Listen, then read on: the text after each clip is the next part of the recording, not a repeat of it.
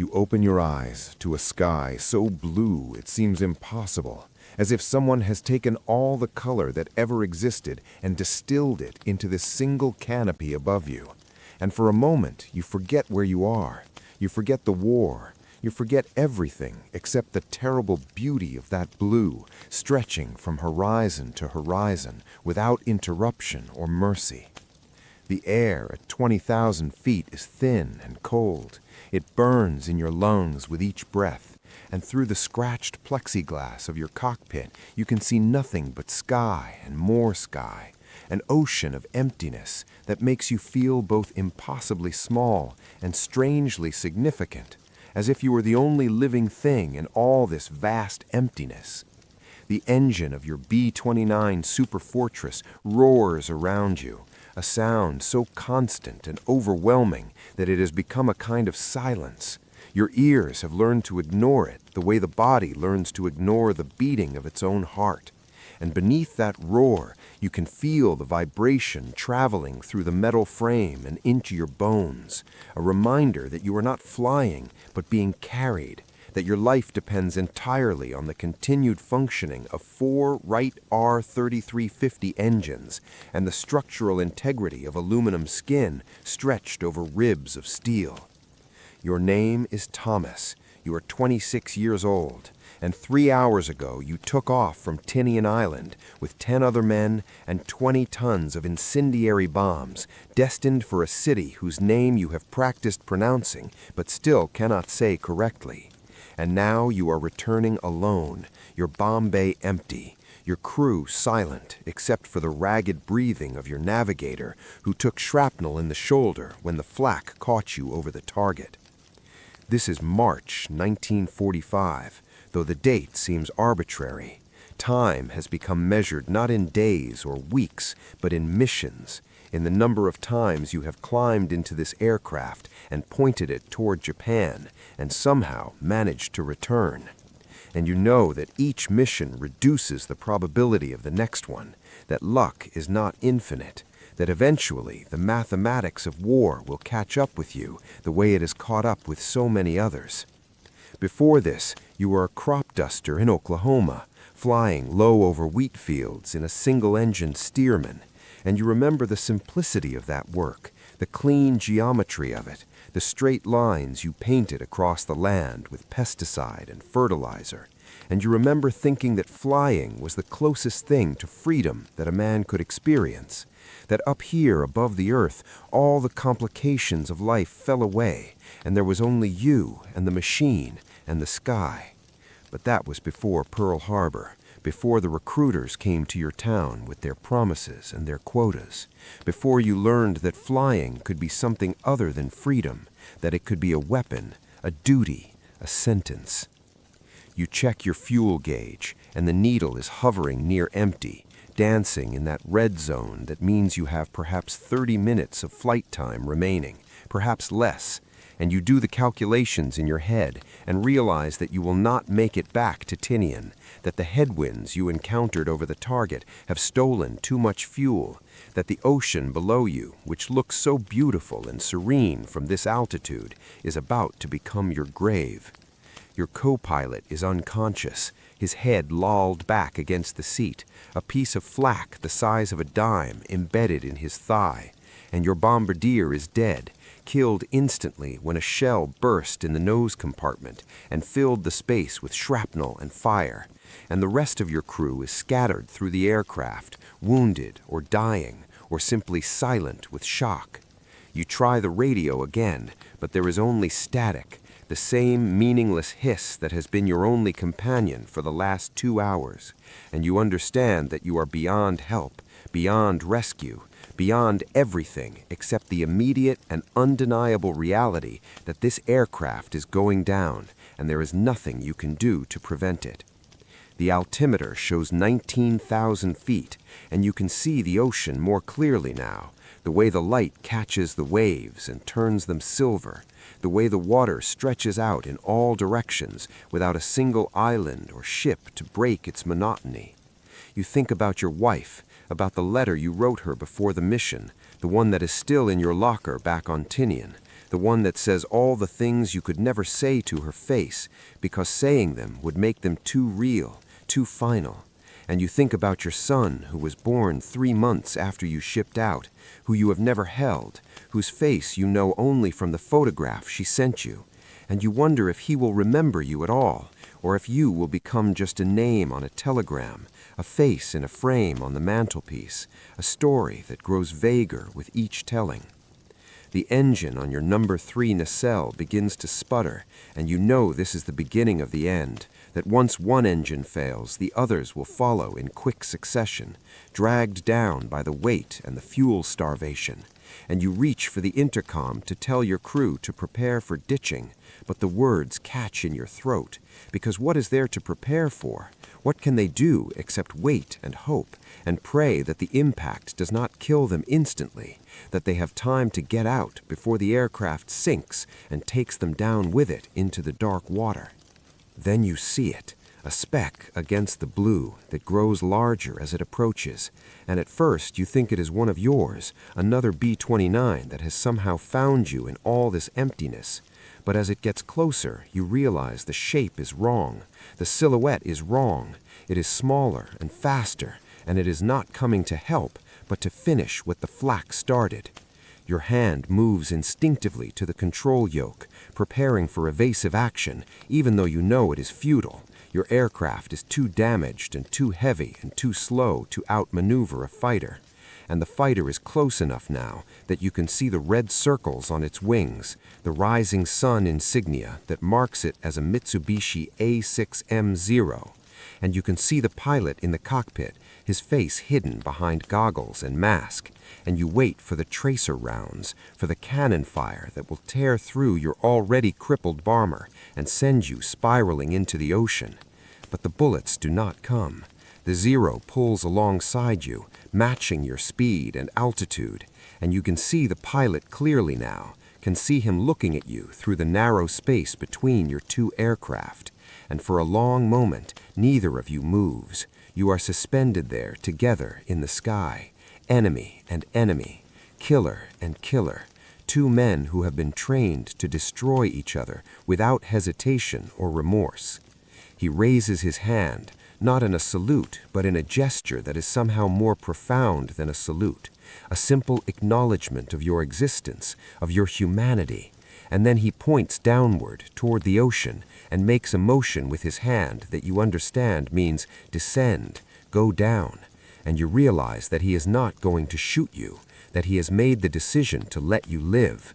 He stays with you as you begin your descent, circling around you like a shepherd guarding a flock. And when another Zero appears on the horizon, he breaks away and intercepts it.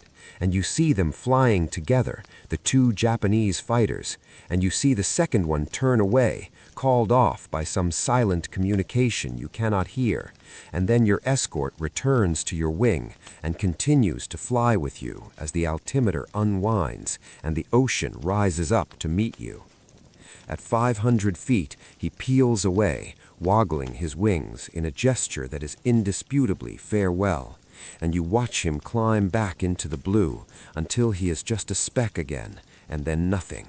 And you are alone once more with your dying aircraft and your dying crew and the impossible task of putting this machine down on the water without killing everyone inside. You line up into the wind and cut the remaining engines, and the silence that follows is absolute. It is the silence of falling, of surrender, of the moment between one life and whatever comes next. And then the belly of the aircraft kisses the water, and the impact drives the breath from your lungs and fills the world with the sound of tearing metal and rushing water. You survive. Your navigator survives. 3 others survive. The rest do not. The life raft deploys, and you climb into it and watch your aircraft sink, the tail rising up one last time before it slides beneath the surface. And as you float there in the vast Pacific, with no land in sight and no hope of rescue, you think about the Japanese pilot who could have killed you, but chose not to, who escorted you to safety when everything in his training and his duty demanded that he destroy you. And you understand that what happened up there in the sky was something that transcends nations and flags and the machinery of war. It was an act of grace so pure and unexpected that it redefines what you thought was possible between enemies. You are rescued 2 days later by an American submarine, and you spend the rest of the war and the rest of your life trying to find out who that pilot was, trying to understand why he did what he did, trying to reconcile the mercy he showed you with the war that demanded only cruelty, and you never find the answer, because some acts of compassion are too profound to be explained. They exist outside the realm of reason, in a place where one human being simply recognizes another and decides that this recognition is more important than anything else. You spend the first night in the life raft, watching the stars appear one by one as the sky darkens from blue to purple to black. And each star is a pinprick in the fabric of everything you thought you understood about the world, about duty, about the clear lines that are supposed to separate right from wrong, friend from enemy, the living from the soon-to-be dead. The water around you is calm, almost glassy, reflecting the stars so perfectly that you cannot tell where the ocean ends and the sky begins, and you float suspended between two infinities, above and below, and the smallness of the raft and the men huddled in it becomes almost unbearable. Your navigator, whose name is James, lies with his head on the inflated rim of the raft, his breathing shallow and labored, and you hold his hand because there is nothing else you can do. No morphine left, no bandages that are not already soaked through with blood and seawater, and you can feel his pulse growing weaker with each hour that passes.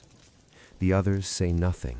They sit in their designated spaces and stare at the water or the sky or their own hands, and you know they are all thinking the same thing, calculating the odds, measuring the distance between this moment and the moment when thirst or exposure or despair finally wins.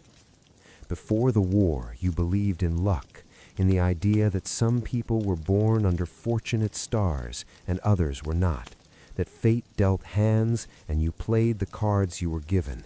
But now you understand that luck is just another word for the incomprehensible randomness of survival, for the fact that a bullet passes through the space where your head was a second ago, that a piece of flak kills the man to your left but leaves you untouched, that a Japanese pilot sees you and decides not to kill you for reasons that make no sense within the logic of war. You replay the encounter in your mind, frame by frame, the way the Zero approached, the way the pilot looked at you through the narrow space between your aircraft, and you try to remember every detail of his face, but you cannot. It is obscured by the goggles and the mask and the distance, and what remains is only the gesture, the raised hand, the simple acknowledgement that said, "I see you, I recognize you, I will not kill you today." You wonder what he saw when he looked at you, if he saw an enemy or just another pilot, another man trapped in a machine at 20,000 feet with nowhere to go but down. And you wonder if he had a wife, a son, a life that waited for him somewhere beyond the war. And you wonder if he is thinking about you now the way you are thinking about him, if the decision to spare you weighs on him the way it weighs on you. The moon rises, a perfect half circle that turns the water silver and makes the night less absolute, and by its light you can see James's face, pale and waxy, his lips moving in some silent conversation with someone who is not there, and you lean close and hear him whispering his daughter's name, Sarah, over and over like a prayer or incantation, as if speaking her name enough times will somehow carry him back to her across the thousands of miles of ocean and war that separate them. You remember meeting her once, a a small girl with dark hair and her father's eyes, and you remember how she clung to his leg when it was time for him to leave, how she cried without making a sound, her face buried in his uniform. And you remember thinking that this was the worst of it, not the flying or the fighting, but the leaving, the violence you did to the people who loved you simply by going away. The crop dusting you did before the war was solitary work. It was just you and the steerman and the endless fields stretching out below. And there was a purity to it that you miss now, the way the work had a clear purpose and a clear end, the way you could see the results of your labor in the straightness of the lines you flew, in the health of the crops that grew up green and strong in your wake. Your father taught you to fly, taking you up in an old Jenny when you were barely tall enough to see over the instrument panel, and you remember the first time he let you take the stick, the way the aircraft responded to the smallest pressure, the way it seemed to read your intentions before you even knew what they were. And you remember him saying that flying was not about forcing the machine to do what you wanted, but about learning to listen to what it was trying to tell you, about finding the balance between control and surrender. He died the year before Pearl Harbor, his heart simply stopping one morning while he was walking to the barn, and you are grateful now that he did not live to see you take his lessons about balance and surrender and transform them into something else, into the ability to hold a bomber steady while incendiary bombs fall away into the darkness, into the skill required to navigate home through flak and fighters and fuel starvation, into this terrible knowledge of how fragile the boundary is between being alive and being dead. You wake to find that James has stopped breathing sometime during the night, his hand still in yours but cold now, the warmth drained out of him so gradually that you did not notice the moment of transition, the precise second when he crossed from one state to another. And you realize that you have been holding the hand of a dead man for hours, talking to him, telling him to hold on, promising him that rescue is coming. And the waste of it, the stupid, senseless waste, fills you with a rage so pure and hot that for a moment you cannot breathe. The sun is rising, turning the eastern horizon the color of blood, and in that red light the ocean looks infinite and hostile, no longer beautiful but oppressive, a vast emptiness that cares nothing for your survival or your death. And you understand that the four of you who remain could die here just as easily as James did, that the Japanese pilot's mercy has only postponed the inevitable, not prevented it. You lower James into the water because there is no other choice. The raft cannot hold a dead body without compromising the balance, without taking up space that the living need. And you say words over him that you half remember from a funeral you attended as a child. "The Lord is my shepherd, I shall not want." Though the words feel hollow and insufficient, a thin shield against the enormity of his absence. The others watch in silence, their faces blank with exhaustion and shock. And after James sinks below the surface, trailing bubbles like a string of pearls, you all sit there, not speaking, not moving, just existing in that terrible space between hope and its opposite. The sun climbs higher, and with it comes the heat, a different kind of enemy than the cold at altitude. This heat is thick and suffocating. It reflects off the water and beats down from above, and there is no escape from it, no shade, no relief, and you can feel your skin beginning to burn, can feel your lips cracking, can taste the salt that has crusted on your tongue. You ration the water in the emergency kit, 1 capful per person every 4 hours, and it is not enough. It will never be enough, but it is all you have, so you measure it out with the precision of a jeweler weighing diamonds, and each man drinks his portion in tiny sips, trying to make it last, trying to trick his body into believing it has received more than it has. Before the war, you never thought about water. It came from the pump in the yard or the faucet in the kitchen, and you drank whenever you were thirsty. You washed your face and your hands without considering the miracle of it, the abundance. But now each drop becomes sacred, becomes the difference between another day and no more days, and you understand that everything you took for granted was a gift you did not recognize until it was taken away. You think about the Japanese pilot again, about the choice he made, and you try to imagine the conversation he must have had with himself in those seconds before he decided to spare you. The arguments for and against, the weight of duty pressing down on one side, and something else, something harder to name, pressing down on the other. The war has taught you that enemies are supposed to be less than human, that this is how killing becomes possible. You reduce the other to a symbol, a uniform, a flag, and you aim at the symbol rather than the man. But the pilot did not do this. He looked at you and saw not a symbol, but a person, and in seeing you, he made himself vulnerable. He opened himself to the possibility that you were not so different from him, that your life had the same value as his own. You wonder if he will be punished for what he did, if someone saw him escort you instead of shooting you down, if his mercy will be interpreted as weakness or treason, and you wonder if he regrets it now, if he lies awake at night thinking about the American bomber he let escape, about the missions you might fly in the future, about the Japanese cities you might burn, about the deaths that could be laid at his feet because he chose compassion over duty. The mathematics of war are brutal and unforgiving. One life saved might mean 10 lives lost, 100, 1,000.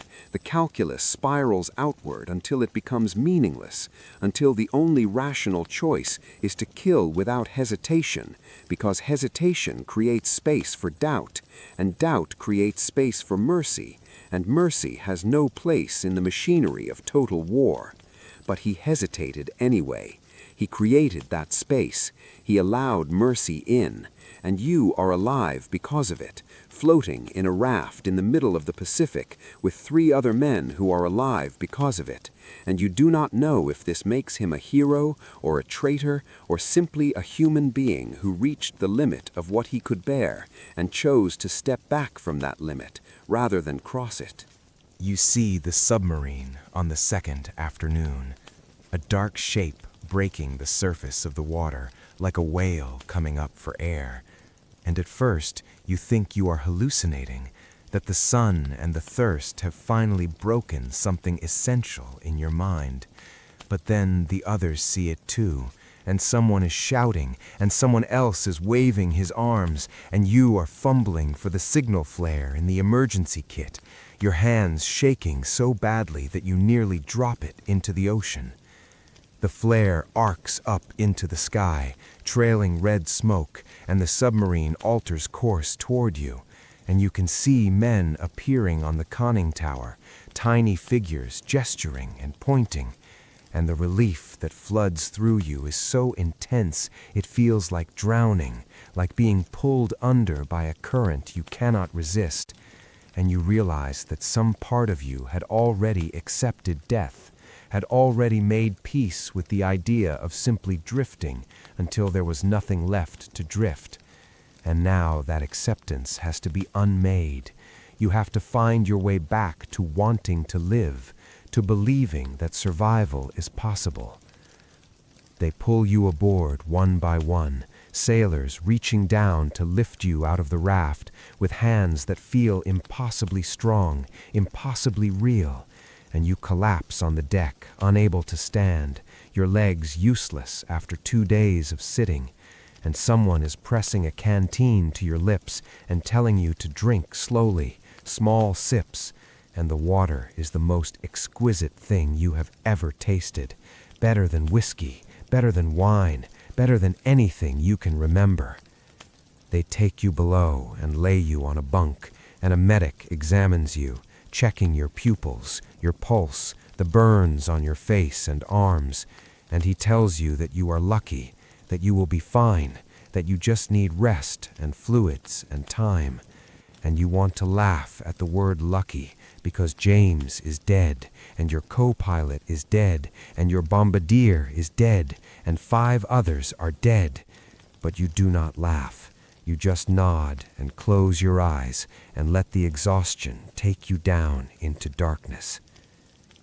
You dream about flying, not in the B-29, but in the old Stearman, low over the wheat fields with your father beside you, his hand on your shoulder, his voice in your ear telling you to feel the air, to listen to what the machine is saying. And in the dream, the sky is perfectly clear, and there is no war, no bombs, no enemy fighters, just the clean, simple work of making straight lines across the land.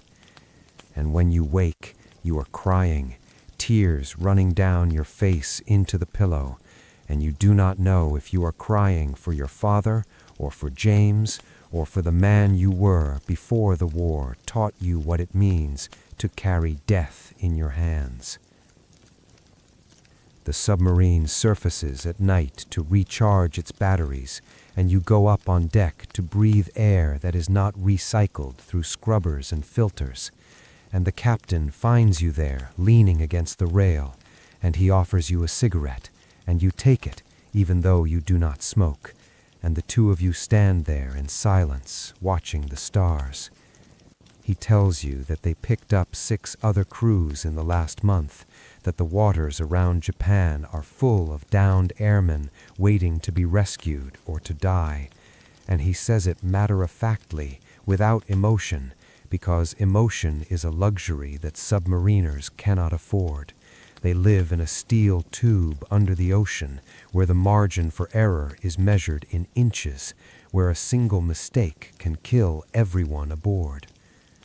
You tell him about the Japanese pilot, about the Zero that escorted you instead of shooting you down, and he listens without interrupting, and when he finishes, he is quiet for a long time, and then he says that war makes men into monsters, but sometimes, rarely, it makes them into something else, into something better than they were, and you do not know if he is talking about the pilot, or about himself, or about all of you who survive and have to find a way to live with what you have done and what has been done to you. You ask him if he thinks the pilot will survive the war, and he shrugs and says that survival is mostly chance, that the best pilots and the worst pilots die at the same rate, that skill and courage and mercy do not protect you from a bullet that has your name on it. And you understand that he is trying to prepare you for the possibility that the man who saved you is already dead, that the gesture that gave you back your life may have cost his own. The thought is unbearable. It creates a debt you can never repay, a weight you will carry for the rest of your life, and you realize that the pilot has given you not just survival, but responsibility, the obligation to make your continued existence mean something, to justify the choice he made when he raised his hand and pointed down and let you go.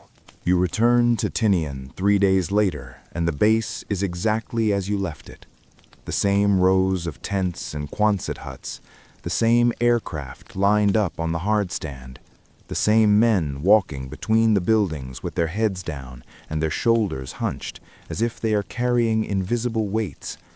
And you understand that the war has continued without you, that your absence changed nothing, that the missions went on and the bombs fell and the cities burned, and the only difference is that you were not there to witness it. They debrief you in a windowless room, 3 officers sitting across a table asking questions about the mission, about what went wrong, about how your aircraft was damaged, and you tell them everything except the part about the Japanese pilot. That part you keep for yourself, because you know they will not understand. They will twist it into something it is not. They will say you were confused or mistaken or suffering from shock, and the truth of what happened is too important to be diminished by their disbelief. You write letters to the families of the men who died, James and the co-pilot and the bombardier and the others, and each letter is the same, and each letter is impossible. You tell them that their son, their husband, their father died bravely, that he did not suffer, that his sacrifice mattered. Lies that are necessary and true at the same time, because what else can you say?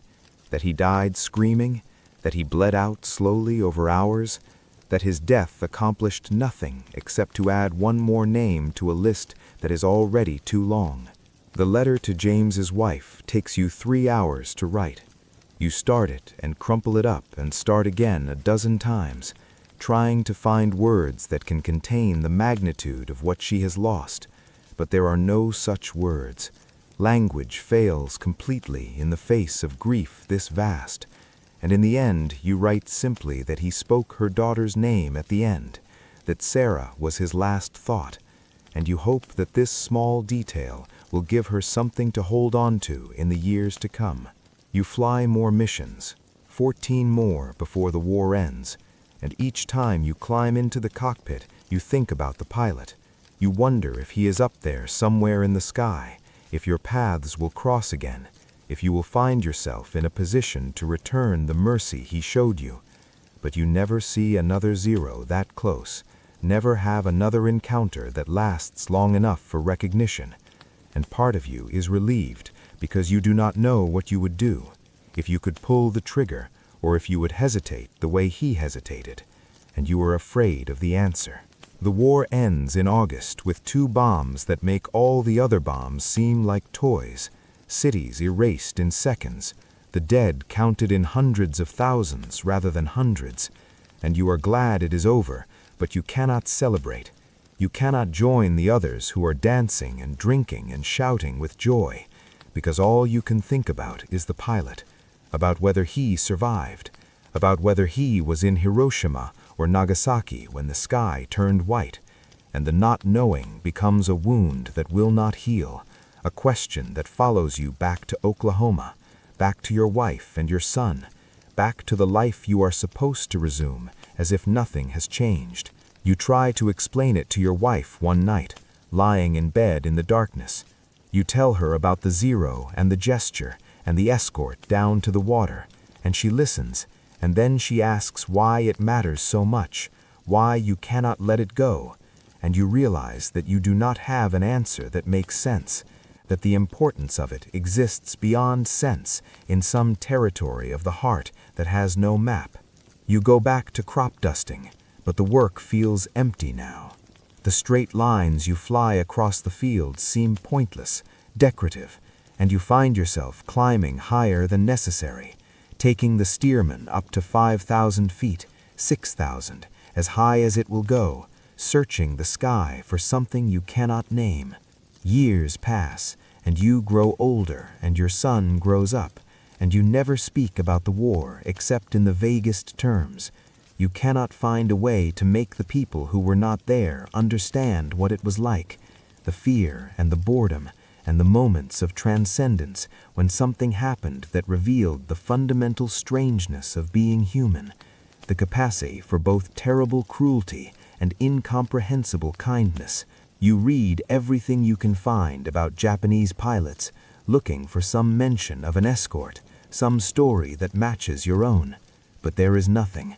The pilot has vanished into history without leaving a trace, and you begin to accept that you will never know his name, never be able to thank him, never understand why he did what he did. But the not knowing does not diminish the gift. It does not make the mercy less real or less important, and you carry it with you through all the years that follow, through the births and deaths and ordinary days that make up a life, and it becomes the lens through which you see everything else, the measure against which you judge every human action. You understand finally that the pilot gave you more than survival. He gave you proof that even in the worst circumstances, even when every force pushes towards dehumanization and violence, it is still possible to choose differently, to see the enemy as a reflection of yourself and to act on that recognition regardless of the cost.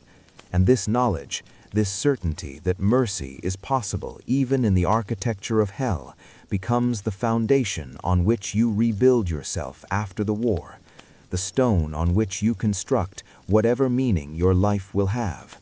And when you are old, when your hands shake too much to fly, and your son has children of his own, you tell them the story, not as a war story, but as a story about what it means to be human, about the moment when a stranger made a choice that saved your life for reasons you will never fully understand. And you tell them that this is what you want them to remember, not the bombs or the battles or the names of the cities that burned, but the single gesture of a man in a cockpit at 20,000 feet who raised his hand and said without words, "I will not kill you today. I will escort you to safety. I will let you live." And in that choice, he gave you back not just your life, but your faith in the possibility that humans can be better than the worst things they do to each other, that compassion can survive even when everything argues against it. And this faith, fragile and hard-won, is the only thing worth passing down from one generation to the next, the only wisdom that matters in a world that seems determined to forget it.